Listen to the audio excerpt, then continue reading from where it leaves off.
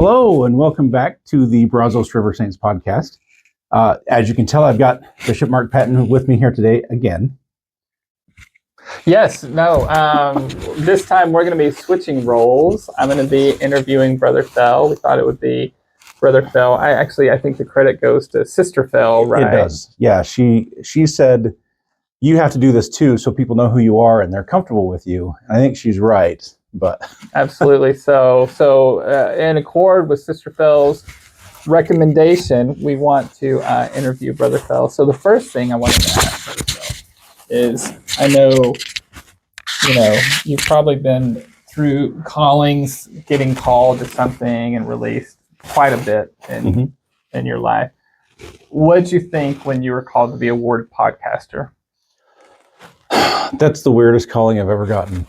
I take pride in that, by the way. It's it's good, but it is the most different calling I've ever gotten. Yeah. I'd really like to see everyone participate and join in. I'd love to see other people actually submit their own videos that they make, whether they're talking about a spiritual experience or whether they just have announcements for people in the ward, or whether they just want to chat about some topic that they're very passionate about. I just think just an opportunity just to share with each other is a big deal. And I don't know where to stop on this one because my mind goes off onto different tangents there. So how would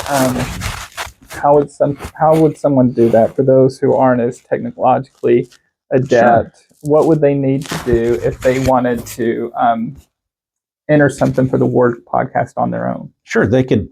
You can use your phone just to record a video, and then you can. You can just text me and let me know you have one, and then we can determine on an individual basis how you would upload that. Ideally, you would just upload it through the YouTube app. I would give you access. I would give you editor access so that you could upload your own videos. So, just for those who'd like to have access, no. And this would be for any individual member of the ward, or for like an auxiliary. Absolutely, yeah. Yeah, so if the bishopric wanted to share like a Christmas message that's just coming up, or if the Relief Society wanted to just share a Relief Society message or Elders Quorum, whatever, yeah, absolutely. Who so far has been part of the Ward podcast? Well, you have. I have. Your lovely wife has also been. She did as well. It was really interesting. I have to say, it was really interesting to learn about Sister Patton. I tend to not speak to the women in the ward, and it's not because I don't like you all. I have so much other things going on in my life, and my wife is my focus, and so I don't tend to talk to other ladies in the ward. So it was really nice to get to know Sister Patton because there are things I just didn't know about her, and just by talking to her, I gained a lot of respect about who she is and that. So I think that's the point of the podcast anyway. Yeah, she really enjoyed it as well. And Brother Welling, he's coming up. He'll actually his video will be released today that we're recording this.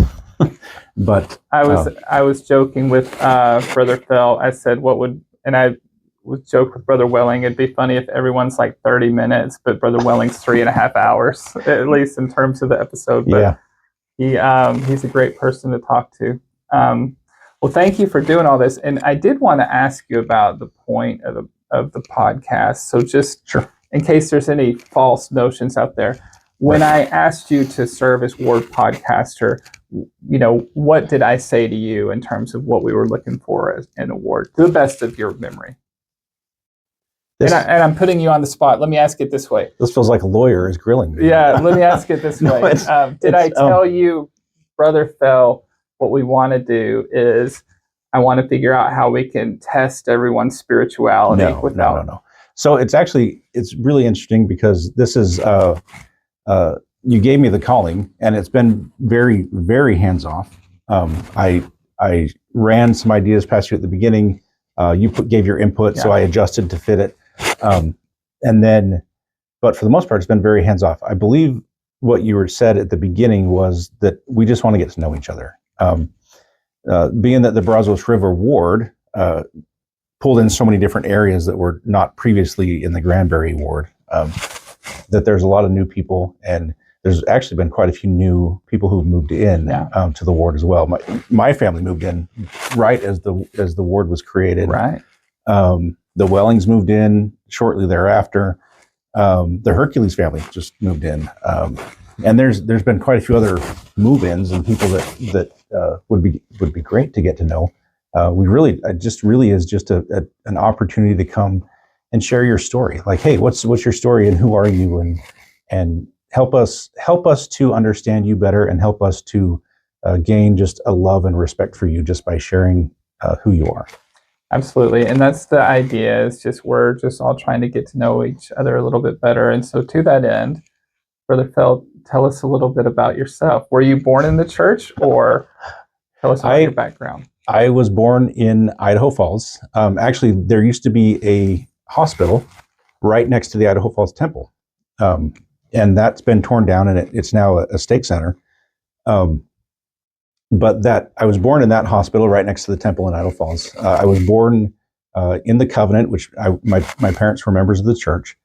I'm actually a fifth generation member of the church. So it's very difficult to go through my family history without running into stories from the early days of the church. So it's, yeah. And when I was a teenager, I had no idea. I didn't know. Sorry, I'm going to just keep talking for a second. I went to Nebraska, Omaha on my mission, and I was at winter quarters quite a few times. And I did not realize that my fifth great grandmother is buried right there next to the winter quarters monument. If you go out into the cemetery, there's a wonderfully big monument. And if you're looking straight forward at it, she's just buried right off to the left. And I didn't know that when I was on my mission, because it was just stuff that my parents never shared that information, and I don't think they knew it. And I didn't even know that I was related to anyone in there. And so as I got older and I started digging into family history and digging into things like that, I found, and I was like, holy cow, I totally missed that. How it was right there, So yeah. It's interesting. I've since been back and taken a minute just to stop by. So okay. So mission in Omaha, Nebraska. Yes. How was that? Was English speaking? It was. Yeah. Yeah. Yes, I was called to an English-speaking mission. There's not a lot of diversity in Omaha. There is actually. Okay. There's a surprising amount. When I was in Columbus, Nebraska, mm-hmm. I was stuck into what they call it. I don't know if they still call it this today, but it was a zebra companionship. I was the English-speaking missionary, and there was a Spanish-speaking missionary. Cool. And so I had a companion, and he would go up, and they thought we were both, the white gringos, and so he'd go up and just start speaking Spanish, and then he would look over to me and be like, "Oh, he's from Chile, but he's really shy. He doesn't want to talk." It was, and I would be like, "Dude, what are you telling these people?" And he's like, "Yeah, I just told them you're from Chile." What made you want to serve a mission? In case we have youth who are watching this, I know some of them it can be a difficult decision.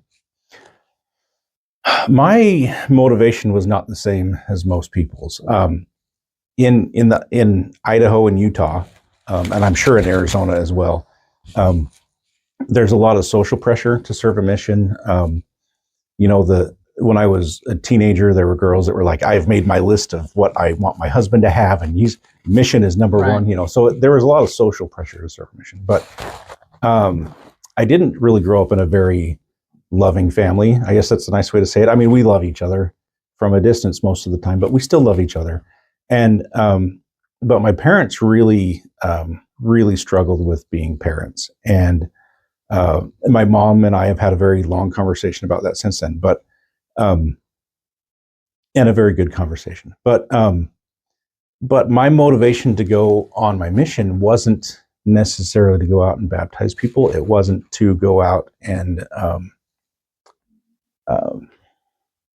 it wasn't to go out and fulfill the needs of the girls with the checklists. No, it was actually to go out and to identify the characteristics of what it takes to be a good father and to be a good husband. And so I spent my whole mission reading anything I could about being a father, or about being a husband, or just about families in general. I spent a lot of time focused on that, which maybe in retrospect wasn't the best idea.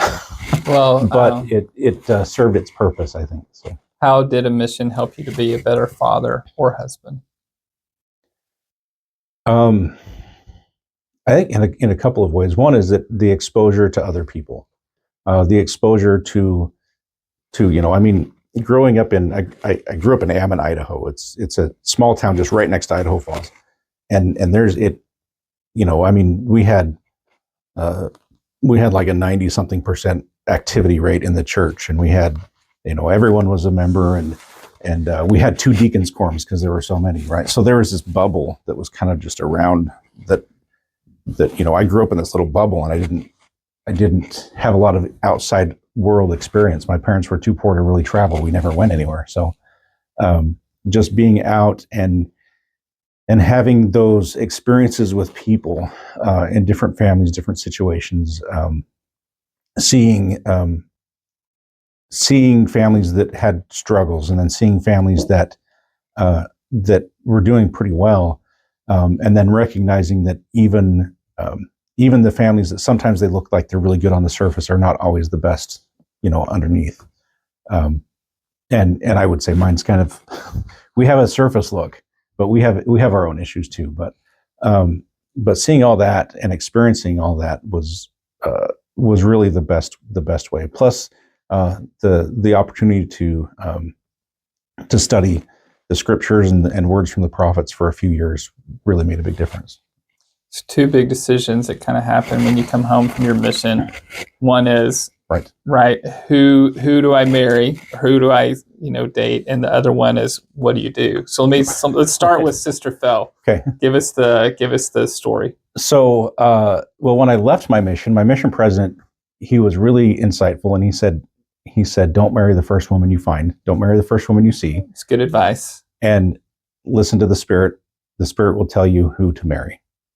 Said, I'm not going to tell you to go out and get married right away, and I'm not going to tell you to put it off. Just whatever the Spirit says, you just do it. I'm like, okay, cool. So I did. But anyway, I went to Boise. I got home, and I'm like, I don't know what to do. I ended up joining the Idaho National Guard. Okay. And I joined the 25th Army Band. I played the tuba in the band in the Army. And people were like, "Oh, thank you for your service." I'm like, "Yeah, we want a tuba. Like it's not a big deal." But anyway, it put me in Boise, in Boise, Idaho, and my wife had come to Boise for the social work program at Boise State, and we met there at Boise State. We were in the same single adult ward, and so that's where we kind of got to know each other, and she I don't know if I should tell the story or not, but she let me borrow her car to take another girl out on a date, which was fine. The date was fine, but it didn't go as well as I was hoping it would. So anyway, so it worked out. It did, yeah.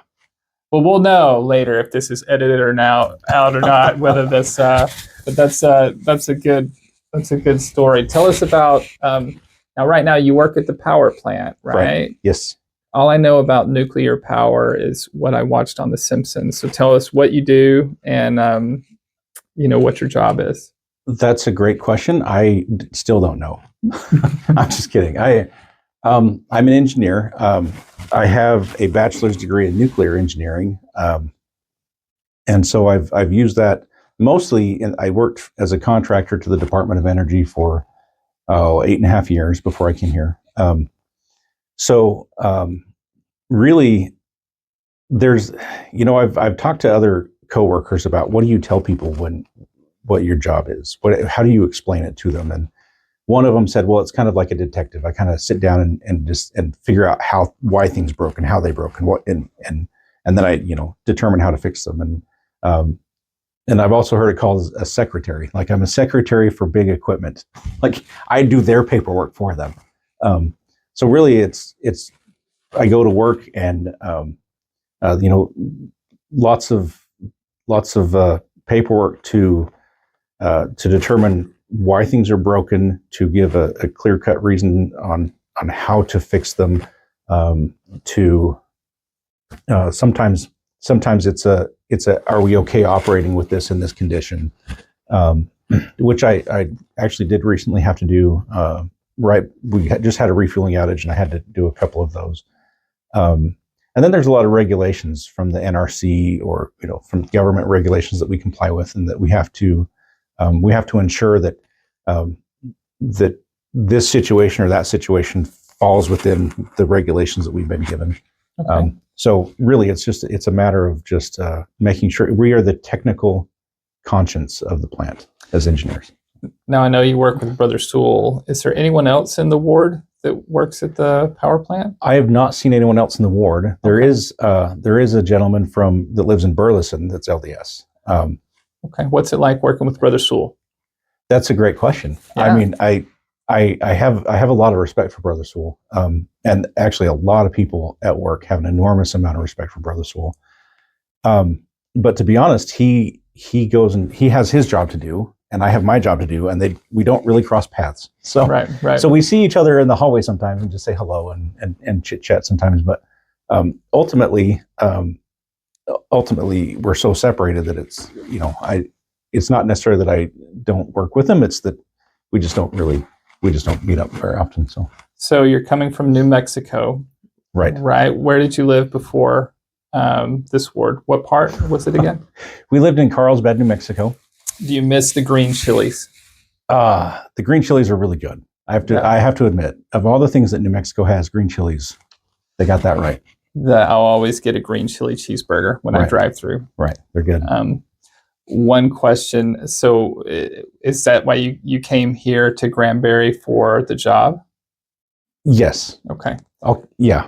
Was there a story there? There is. And I don't want to offend people because I know it was very contentious at the time. So, but basically it was that my employer at the time said that it was during the COVID time period, and this new vaccine came out, and my coworkers were like, "Hey, you're going to get it?" And I said, "Hey, I'm an engineer. I like to look at data. When I see the data and says, yeah, it's okay, then I'll think about it. But until then, I'm not going to touch it." And then it went from, okay, yeah, that's fine, to no, you will. And so when it turned into a no, you will, then that violated my personal beliefs and my personal willingness to participate. Had it just been a, hey, we understand and just take your time and look at the data and we encourage you to do so, my outlook would have been completely different. But once it turned into a no, you will, that was when I said, no, I won't. And so anyway, I started looking for a new job. So I ended up here. I know that was a tough time at my job. I had to approve exceptions to that. And yeah, when people would have religious convictions or other, we would just accept them. So but I know it's a tough time for a lot of people. Yeah. And I'm not judging people if they did take it or didn't take it. It's not, that's not the point. The point is that for me, it's about agency, and agency is paramount. And when the government starts telling us, sorry, I'm going to get off on a tangent here. And you're like, don't talk politics at church. But no, when the government starts telling us what we're going to put into our body or how we're going to religiously act, then I have a big problem with that. And so my response was just, no, I'm not participating in this anymore. So. Right. One thing that I think everyone has been asked, at least I know me and Asara were. I haven't heard Brandon's episode yet, but Brother Fell, why do you believe? Why do you come to church? That's a good question, and for me, it's not a simple answer. When my wife and I first got married, we were both members. It was just something we did. But we had periods where we would just be like, "Oh, I'm not going to go to church today," and we would rather just like stay at home and hang out with each other than be at church. So there's a lot of times when we were newlyweds that's what we did. And I'm assuming that there's newlyweds still out there that do that. But it wasn't until we had our son Clifford that he really kind of gave us a motivation to go to church, because he was the one that was like, we're going to church. and that makes sense to me. Yeah. No, like Cliff, that makes sense to me. Yeah. So even at 18 months old, he's like, yeah, let's go. We're going to church. He'd get ready. He'd get up and get ready and go to church. And so we would go. And our life didn't really revolve around church. We didn't really put church first, and we didn't put God first in our lives, admittedly, until like the end of 2012. And that was, my wife was diagnosed with leukemia at the end of 2012. And I was actually a senior in college, had 2 kids. And I walked into the hospital room and she said, if you quit school, I will kill you. So I stuck it out. But that year was really kind of a transformative year for us where the experiences we had really, truly cemented in our foundation of the church and of the Savior and of the power that the church and God can have in our lives. Thank you for sharing that. One thing I wanted to ask too is, you've been in the ward 3 years now? Is that correct? Yeah, that's right. And this is, I'm putting you on the spot. I didn't let you know ahead of time, but I wanted to ask, is there any, just so we can all get to know and appreciate each other a little bit better, is there anyone now that you'd like to shout out in terms of whether if someone ever gave a talk once and said something that touched you, or been a friend to you, or anything like that you're very appreciative of? Do it. Is this just a list? Oh, you can give it. I'm going to ask. Yeah, I know there's a lot of people. So I'm going to mess up her last name. I know it, but Sister Michaud. Yes, Shanti Michaud. She gave a fantastic talk in Sacrament meeting a couple months ago. She did. And oh my goodness, wonderful! Thank you so much for that. I really appreciated it. Brother Peters. I was when I first was called to a calling in this ward. It was as a counselor to Brother Peters in the Sunday school presidency. Brother Peters is just a wonderful guy. I don't know Sister Peters very well, but she's also very lovely and seems very nice. I've also been the teacher in the elders quorum, and that's been really interesting. Brother Kerr is very encouraging, and there are times I struggle with personal confidence issues. I have my whole life, and there are times when Brother Kerr is like, yeah, you just need to stop that. So definitely him, and Sister Kerr, by the way, she's just fantastic. I'm sure I could go on. No, you could, but I thank you for sharing that, because I do think sometimes we, when we ask ourselves, or when we talk about going to church, sometimes we forget that how much influence we have on others. So I'm glad you mentioned Shanti gave a great talk, the Peters and the Kerrs, and so thank you very much for sharing. Can I just add real quick? Please. How much influence people have on each other, and I've shared this in Elders Quorum a few times. But like I mentioned earlier, I didn't really grow up in the most wonderful, loving home, right? I mean, my parents fought very loudly all the time. And when my dad came home from work, we would all run to our room because everyone was scared of him. But what you say to and how you treat others, whether adult or not, or youth, and I'm thinking youth because at the time I was a youth. I am active in the church today because of my youth leaders, because they were encouraging and they were loving and they were understanding. And so do not underestimate your importance. Whether you're a youth leader or not, do not underestimate your importance in speaking to the youth and encouraging them, because it's really, really valuable. Just amen to that. I was... and I know this is your interview, but I've told other people that, my family was less active, and sometimes it would be embarrassing because I knew, like, you've got to come back to church whenever your family did. And as a teenager, I'd have mixed feelings about that. But it wasn't even a youth leader. There was this older couple in our ward, Ted and Janine Austin. And I remember thinking several times, like, oh, well, it would be nice to see the Austins. because they would always just come up and say hello and be happy to see me. And it was genuine. So, and that meant a lot to me as a youth. Right. Any other thoughts you have or, requests from the wards in terms of the podcast? How can we help you, Brother Fell, magnify your calling and find success? Well, I do know that there is, I know that I'm very technically savvy and others are not so much. And I'm not judging anyone by any means. Please don't take it this way. But I really would love to just have people on to talk about you and about your life. The things that we learn from each other are important. And I'm going to go off on another tangent here because I've gotten to the point where just gospel topics come into my head every time I start talking. But I've done a very deep study on the law of consecration because I was concerned about why do I go to the temple to say, yeah, I'm going to do this if we say that we're not living it. It didn't make sense to me. So I did a very deep study on the law of consecration, and I've studied it for months and months and months. And one of the points of the law of consecration that we always overlook and we tend to forget is that the entire point is that as we receive, we give. And so when it comes to spiritual insights, it's important that we share those because that's part of the law of consecration. When it comes to those spiritual experiences, now there's some that are very personal and should stay that way, but there's a lot of spiritual experiences that we should share because that's part of the law of consecration. Why do we share the gospel? Well, because it's part of the law of consecration.